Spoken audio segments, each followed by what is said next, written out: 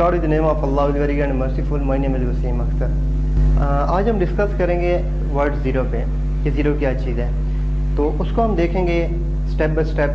जो लेक्चर की आउटलाइन मैंने बनाई है उसके मुताबिक हम उसको देखेंगे कि मैथ्स में उसके क्या यूज़ हैं, डिफरेंट ब्रांचेस में उसके हम किस तरह हम उसको देखते हैं और ज़ीरो रिलेटेड कंसेप्ट कौन कौन से हैं मैथ्स में। इसके अलावा हम एंड पे देखेंगे मॉडर्न यूजेस क्या हैं हमारे पास ज़ीरो के।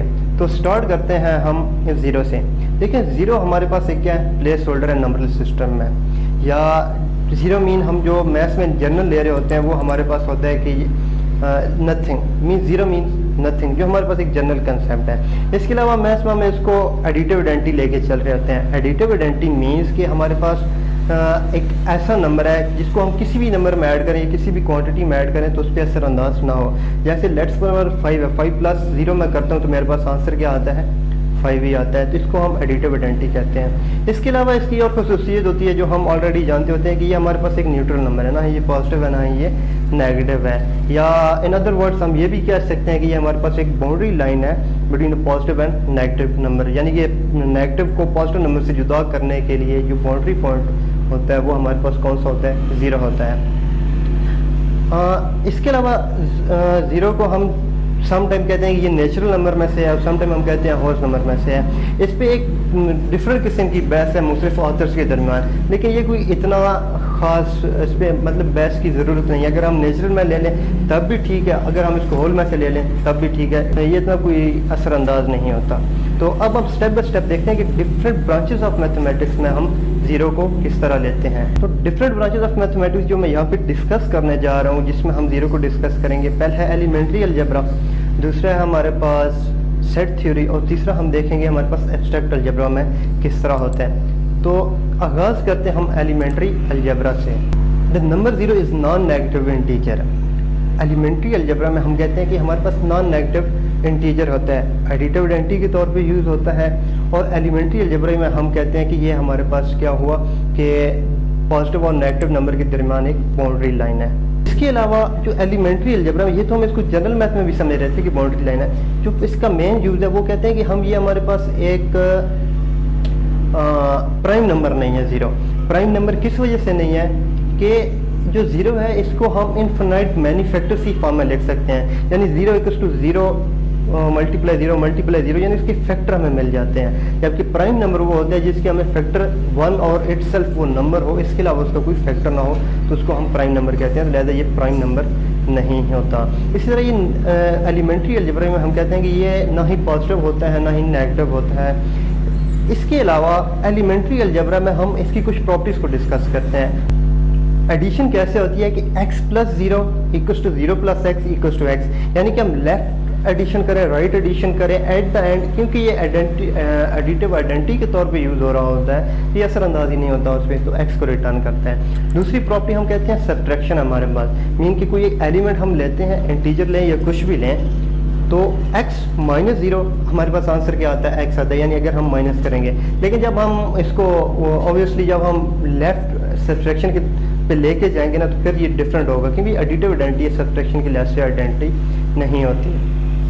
तीसरी बात हमारे पास जो ज़ीरो से है कि हम इसको मल्टीप्लाई करते हैं। लेट्स सपोज मैं एक एलिमेंट लेता हूँ x, बड़ी इंटरेस्टिंग बात है कि x को मैं लेफ्ट से मल्टीप्लाई करूँ ज़ीरो से, या ज़ीरो को मल्टीप्लाई करूँ लेफ्ट से, या वाइस वर्सा, या लेफ्ट और राइट से मल्टीप्लाई करें तो अगेन हमारे पास जो आंसर आएगा वो ज़ीरो आ जाएगा। ये ज़ीरो की एक खूबसूरती है। जो सबसे लास्ट पे है वो है हमारे पास एक्सपोनेंशियल। ज़ीरो एक्सपोनेंशियल क्या होता है? देखिए एक्सपोनेंशियल मीन्स कि कांस्टेंट की पावर में कुछ वेरिएबल आ जाए। अब हम ज़ीरो कांस्टेंट ले रहे हैं, इसकी पावर में मैं कुछ वेरिएबल रखता हूँ। अब देखो ज़ीरो की पावर कुछ भी हो, यानी कि उसको मैं इनफिनिटली मैनी टाइम मल्टीप्लाई करता जाऊँ तो एट द एंड क्या आएगा मेरे पास, ज़ीरो ही आएगा। यानी 0 पावर 2 अगेन ज़ीरो, तो बेस ज़ीरो है तो एक्सपोनेंशियल भी उसका ज़ीरो होगा।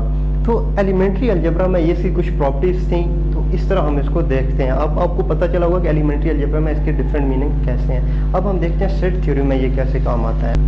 सेट थ्योरी का हम बात करते हैं तो ज़ीरो वहाँ पे हम डिफरेंट तरह से देखते हैं। कैसे हम देखते हैं, हम कहते हैं कि zero is the cardinality of empty set, यानी कि एम्प्टी सेट होगा उसकी कोऑर्डिनेलिटी, यानी जो उसमें नंबर ऑफ एलिमेंट होंगे वो ज़ीरो होंगे। ये मैं आपको एक आसान ज़बान में समझाऊँ कि हम कहते हैं कि this student has no pen, student के पास कोई पेन नहीं है, तो हम कहते हैं कि तो ये जो हम सेट में लिखते हैं तो कहते हैं एम्प्टी सेट लिखेंगे, तो इसकी जो कोऑर्डिनेट होगी 0। यहाँ हम कहते हैं कि उसके पास कोई पेन है ही नहीं, तो इस तरह हम इसको लेके चलते हैं। दूसरा ये हम इसको सेट थ्योरी में देखते हैं कि ये हमारे पास होता है सबसे छोटा जो नंबर हम ऑर्डिनल नंबर ले रहे होते हैं सेट थ्योरी में, उसको भी हम 0 से, यानी अब देखें सेट थ्योरी में इसके डिफरेंट मीनिंग्स आ गए। तो सेट थ्योरी में इस तरह हम इसको एक्सप्लेन करते हैं।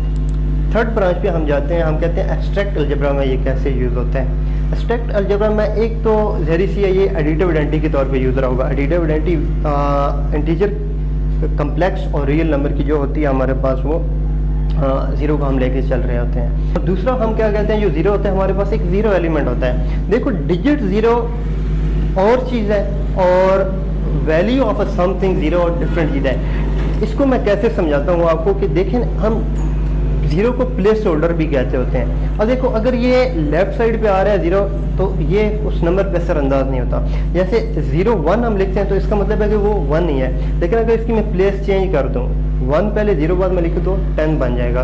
तो ये इस तरह नंबर सिस्टम में एक प्लेस होल्डर होता है, तो ये अपनी वैल्यू चेंज करता रहता है। यानी अगर राइट साइड पे आएगा तो उसकी जो शेप होगी जो डिजिट की, उसकी मीनिंग चेंज कर देगा, बट अगर लेफ्ट पे होगा तो ये उस पर असरअंदाज नहीं होता।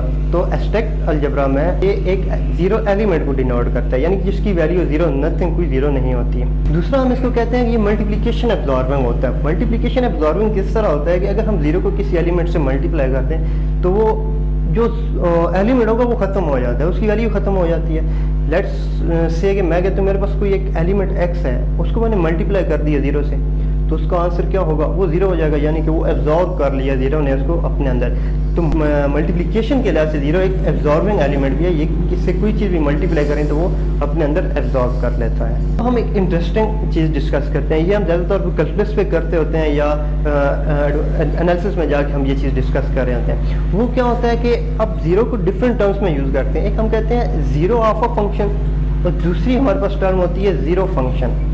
0 ऑफ अ फंक्शन क्या होगा, देखिए हम एक डिफाइन करते हैं function, let's say f of x। तो 0 ऑफ अ फंक्शन क्या होगा, वो पॉइंट जिस पे उस फंक्शन की वैल्यू 0 होगी। अब देखिए मैं नीचे एग्जांपल से आपको वाज़ह नजर आएगा, हमारे पास लिखे हुए f of x equal to x minus 1। अब देखो f of x equal to x minus 1 है, जब मैं x की वैल्यू 1 रखता हूँ तो 1 माइनस 1 0, इट्स मीन कि इस फंक्शन का जो 0 है वो क्या है, 1 है। अब देखा आपने यहाँ पे इसके मीनिंग चेंज हो गए। अब 0 ऑफ अ फंक्शन क्या है, 1। तो पहले हम जो जनरल मैथ में देख रहे थे वो 0 हमारे माइंड में सिर्फ एक 0 था, लेकिन यहाँ पे 0 ऑफ अ फंक्शन 1 आ गया। इस तरह आपको डिफरेंट फंक्शन लेते हैं। लेट्स सपोज मैं कहता हूँ कि मैं ले लेता हूँ x² माइनस 4। अब देखो इसमें 0 ऑफ फंक्शन क्या होगा, प्लस माइनस 2 होगा।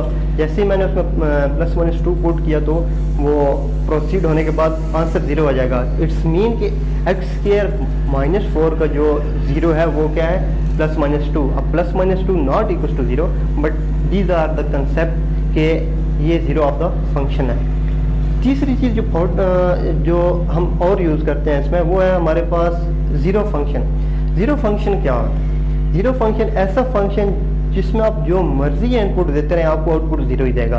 यानी f of x equals to 0 is a constant type of function कि हम उसमें कोई भी वैल्यू दें। लेट्स से मैं कहता हूँ f ऑफ x इक्वल्स 0, इसको मैं डोमेन ले लेता हूँ सेट ऑफ रियल नंबर। अब रियल नंबर कितने हैं, माइनस इन्फिनिटी टू इन्फिनिटी, वो वेरीज कर रहे हैं, लेकिन जब आप देखेंगे वहाँ पे तो आप उसमें कोई मर्जी है वैल्यू उसको देते रहें तो वो 0 आएगा। तो यानी कि वो 0 फंक्शन एक डिफरेंट चीज़ आ जाएगी।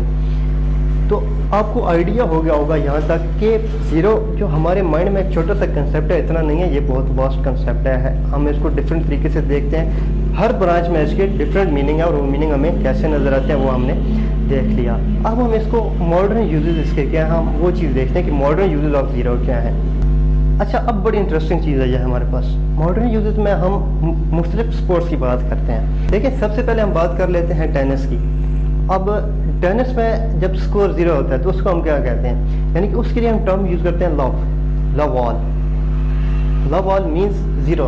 अब देखो 0 मॉडर्न यूजेस किस तरह यूज़ हो रहे हैं। फिर हम क्रिकेट की बात करते हैं। क्रिकेट में हम क्या कहते हैं, क्रिकेट में हम 0 को डक और एग, ये 2 टर्म्स इसके लिए यूज़ होती हैं। जैसे लेट्स सपोज के शाहिद अफरीदी की बात करें तो वो मोस्ट ऑफ द टाइम 0 पे आउट होते हैं। तो कुछ लोग ऐसे भी हैं जो उनको कहते हैं कि डक अफरीदी, यानी कि वो 0 पे आउट होने वाले, या एग अफरीदी, ये 2 टर्म्स यूज़ होती रहती हैं उनके लिए।